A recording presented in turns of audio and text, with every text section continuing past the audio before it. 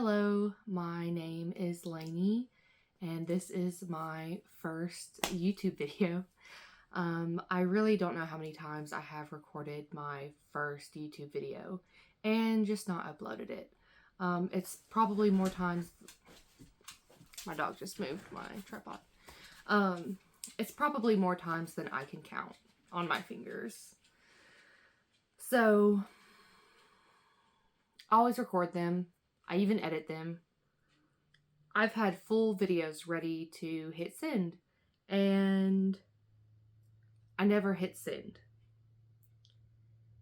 And I'm really hoping I hit send this time. And I'm not waiting for everything to be perfect.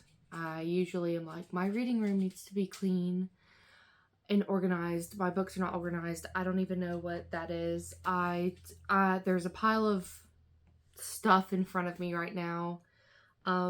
It's nowhere near clean or perfect or, whatever.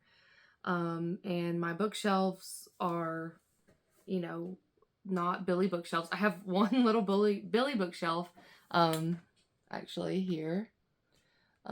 It's one of the half ones. And I got it solely because, I was running out of room on these.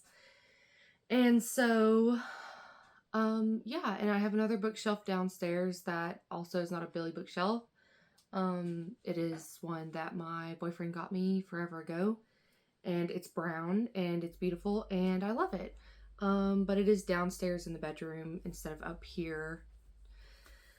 So yeah, I'm not like the other, I guess I would say, bookstagrammers that have 7 Billy bookshelves and all the books, and I don't read 100 books a year. My goal is usually 50, and I have yet to reach 50. And I'm kind of going on a tangent, but anyways, I read books. This YouTube channel, what I would like for this YouTube channel is just for my hobbies and whatever I feel like doing on this channel. So yeah, I don't really have like a set plan, and that's okay with me. I'm not trying to be perfect. I'm not trying to be the next biggest thing. I just want to document me having fun and doing crafts and just doing whatever I want to do. So yeah, I would like to make my sweater into a crop top. And so I think I'm going to show y'all that really quick on my dirty reading room floor. So I have a pair of these ginger cutting shears for sewing because when I start a new hobby, I have a problem and I like to research and buy like not the most expensive, but the best of things. And not all things, but I figured I'd be cutting a lot of fabric, so I wanted a good pair of cutting shears because, I feel like they will last me a really long time if I take good care of them. And yeah, so you don't need this pair of scissors to make your sweatshirt into a crop top. And if you think this is going to be very detailed, I'm literally just cutting off the shirt. So I'm not going to hem it because I kind of want that like rolled effect of the sweatshirt, if you know what I mean. And yeah, so if you have a sweatshirt that you want to cut, first things first, put on your sweatshirt and then stand up and really decide where you want your sweatshirt to hit. So I put mine on, and I know that's probably going to roll up a little bit, and I just made a little mark. I don't know if you can see that. I made a little mark with Sharpie, and that is where I'm going to cut. And I just really looked, and I decided that I wanted this to kind of hit where my pants hit, and my pants hit literally right here. So just a little bit below the line. And yeah. So now that you have decided where you want this to hit, because that's where I want mine to hit, I made my little mark with a Sharpie, and it's not going to come out, so commitment. And I'm going to change my shirt. Hold on. Now you're just going to move the stuff out of the way, the dog toys, the dog bed. Lay your shirt down. Okay, so here you have your shirt. Hi, hi. Excuse me. Excuse me. Thank you. I kind of want mine to be up higher on the sides. So I think what I'm going to do is just kind of like fold my shirt. And I'm just going to kind of take my fingers and find a point right here. So I found my point, right? So found my point where I would like to cut. I'm just going to make a little snip, okay? And do the same on the other side. And it doesn't have to be exactly even. But you know, if you're a perfectionist, you could like get out a measuring tape and whatnot. But anyways. But now that we have made our little side cuts, I am going to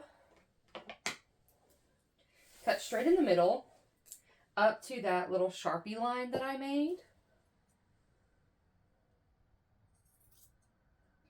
And another reason I feel like a good pair of shears is so important, and I'm not saying that you have to buy expensive shears, but I do think that you should get cloth specific shears, because this cut this shirt like so nice and so easy. And I don't, like I said, you don't have to get the most expensive, but I do think that you should get a pair of cloth fabric shears and only use them for fabric. Do not use them for paper. Do not use them for plastic. Use them for fabric only. And now that I have cut my way up to that little mark, I am just going to start and try and follow. Actually, I think what I'm going to do is, I forgot to cut the back, so let me do that.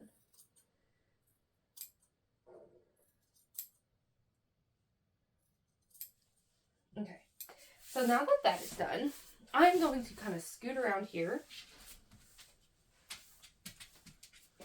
And I'm going to cut from my side piece. Hi, she has no boundaries. Good girl.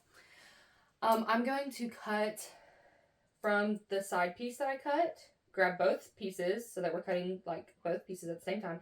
And I'm just going to cut towards my little line. And again, it doesn't have to be perfect. I'm not perfect. I just wanted a crop top sweater.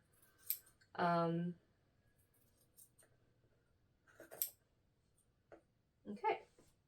And so I cut to that little slit. So this will just go in my scrap pile. And now I'm going to do the other side. And then, and always close your scissors. Mine has a little latch because they're like spring loaded. Mine has a little latch. So if you're not cutting, close your scissors. I always forget sometimes. Okay. So now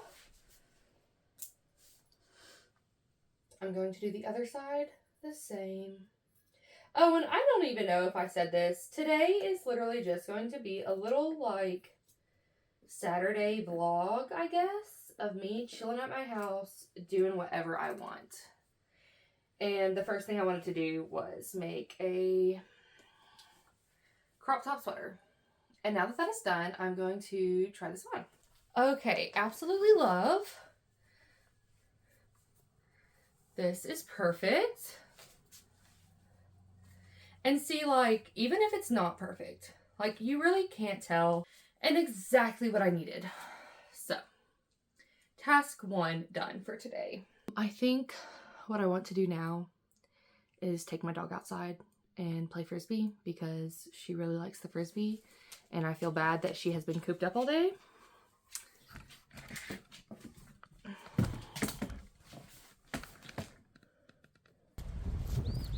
head check.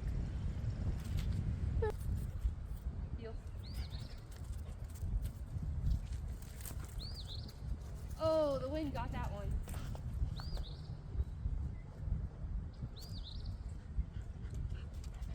Good girl. Good girl. Heel. Up here.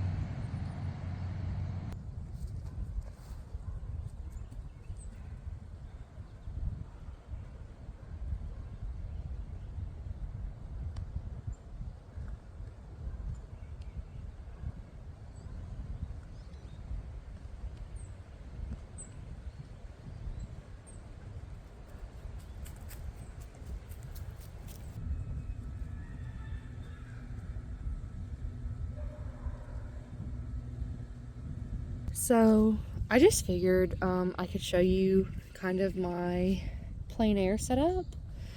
I am very new to plein air, and this is just something for fun for me. So yeah, and I just figured I would show my plein air setup. So first off, I have this Max Pedition bag.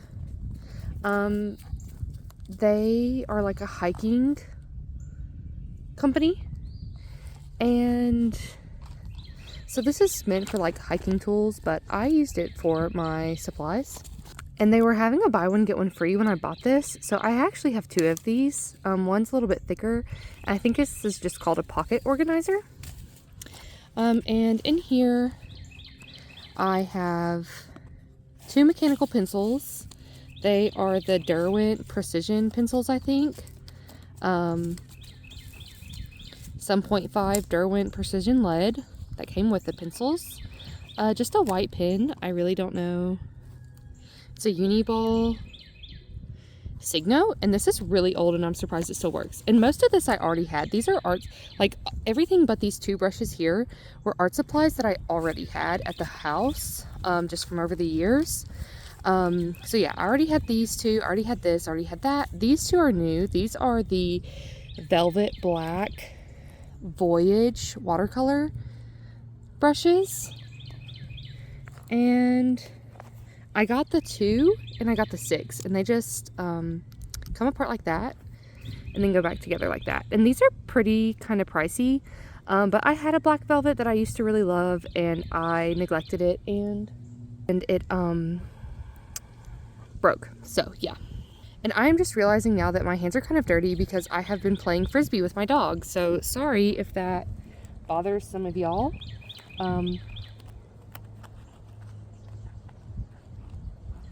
It's just dirt, and I can wash my hands. And yeah, so then I have 2 water brushes. These I really don't remember where I got them from. It's been so long. I probably got them off of Blick. So yeah, and one's a bit smaller and one's a bit thicker. You just twist the cap off, put some water in it, and you are good to go. And then I have an eraser in here, and I'm not going to take it all the way out because it's just hard to get back in there. And then I have some microns, and I have the size 005, 02, 03, and 05. And yeah, so this is the pouch. Hi, my dog is saying hi. She just left. But this is my pouch, and I like it a good bit. But this is my sketchbook. It is a Stillman and Burn. I think this is the Beta or Delta. I can't remember which series this is, but it's the green series. It is meant for watercolor, and I haven't done a whole lot in this. Hazel, hold on, baby. I haven't done a whole lot in this just yet. This is just kind of a test page of the colors that I have in my travel watercolor set, and then just the pens that I have. These aren't the ones that are in my bag. Well, I guess they are, just not the, oh, I just don't have an 08 in my bag. Yeah, and this is just a little sketch that I did the other day. These were some blobs that I painted and then just drew what I could see out of the blobs, and then I just drew a bunch of squigglies in between the blobs. So yeah, and then this is what I was kind of doing today. It's kind of bad, nothing special, but you know what, who cares? I just wanted to get something on the paper and in here, but this fits perfect in here.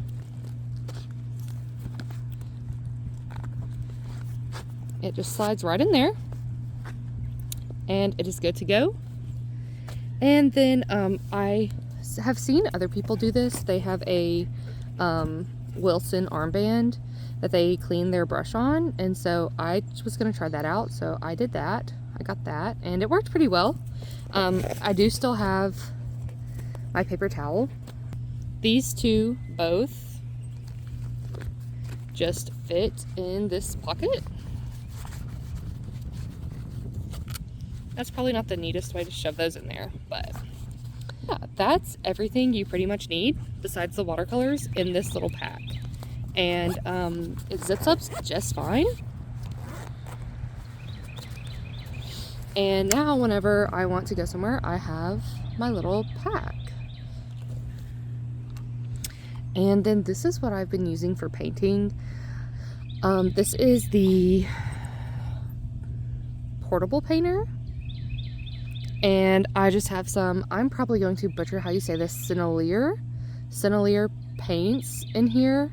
From my, I have like a Sennelier palette, and I just pulled the pans out of that and put it into this one because the palettes do come empty, or the pans come empty, and they come glued in here. So I had to forcefully pull out the pans and put these pans in there for now, just so that I could use this. And this is really cool because these side containers right here are like meant for water, and then this is for water, and it has these grooves. This is also the brush that it comes with. It pops out and is double-sided. When you're painting, it has these little grooves. Let me show you.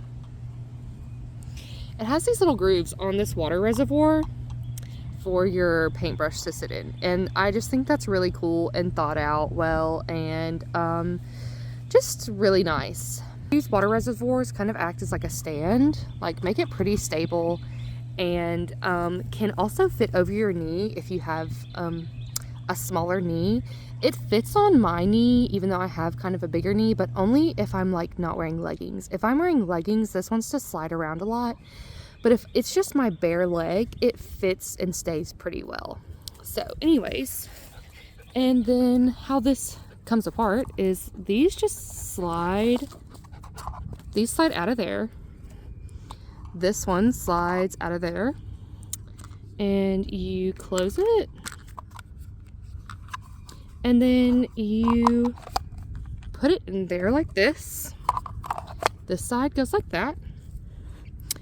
And then you slide this little guy, oops, you slide this little guy into place, and you have your portable painter. It's about the size of a phone, it's just a little bit thicker. So yeah, this is everything that I take with me. And like you saw, I've only done this like 3 times. But I really wanted an easy way to paint outside and on the go. And this has proven to be really nice.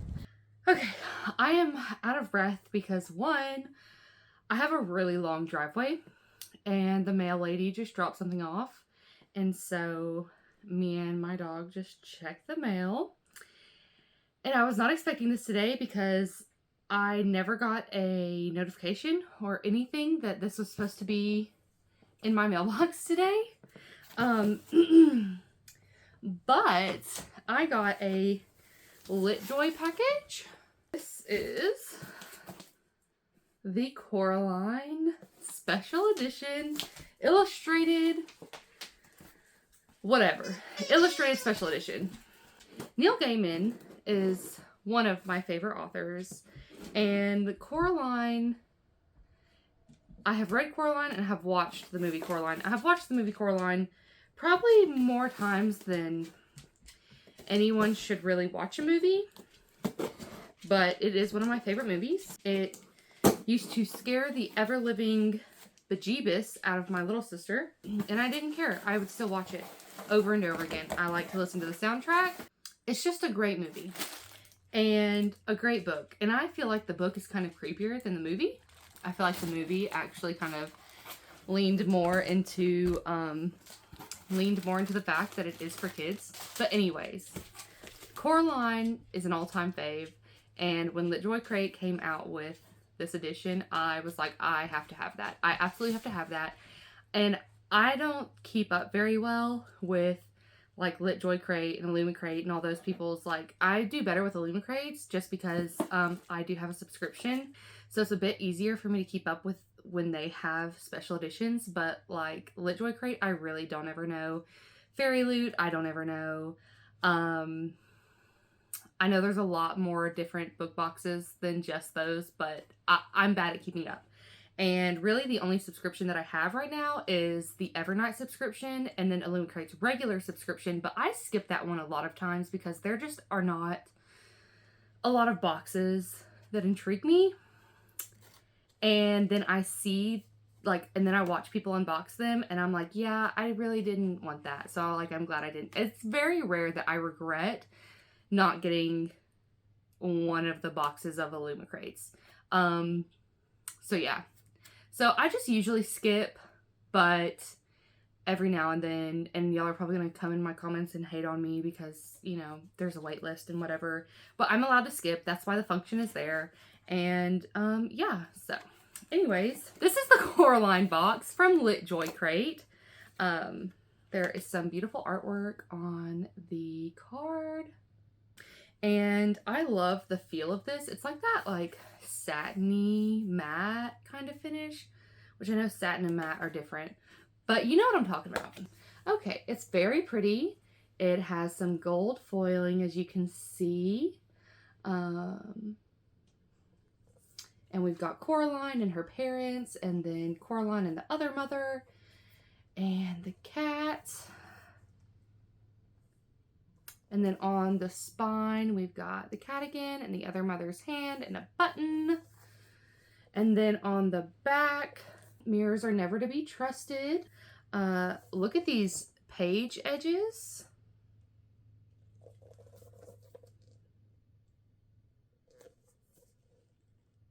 Wow. Just wow. Oh my gosh, these end papers.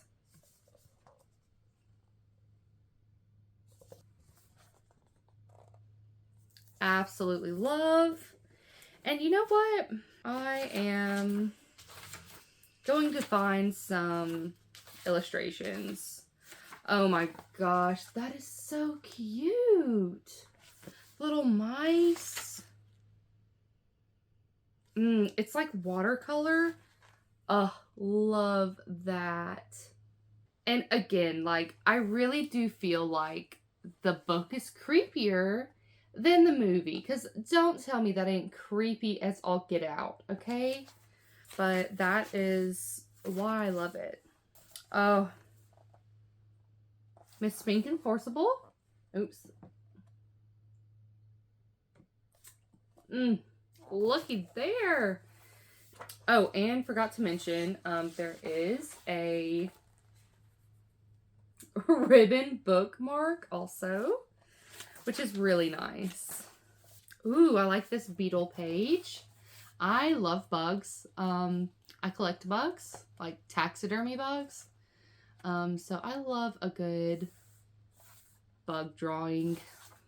Now, am I terrified of bugs when they're live? Pretty much. But that's okay. So, I have like a Neil Gaiman. It's not really a shelf. It's just like, here, I'll show you. Hold on. Okay, so here is my Neil Gaiman shelf. I don't know where my edition of Coraline is. It would usually be up there, but I do not see it. And then, so this is like Neil Gaiman, and then my Howl's Moving Castle. So, I don't know where I'm going to put this. I don't know if I should put it up there, or if I should put it like down here somewhere. I don't know. I have a lot of options, and I don't have to decide right now. So right now, it's going to go right there on top of Vita Nostra.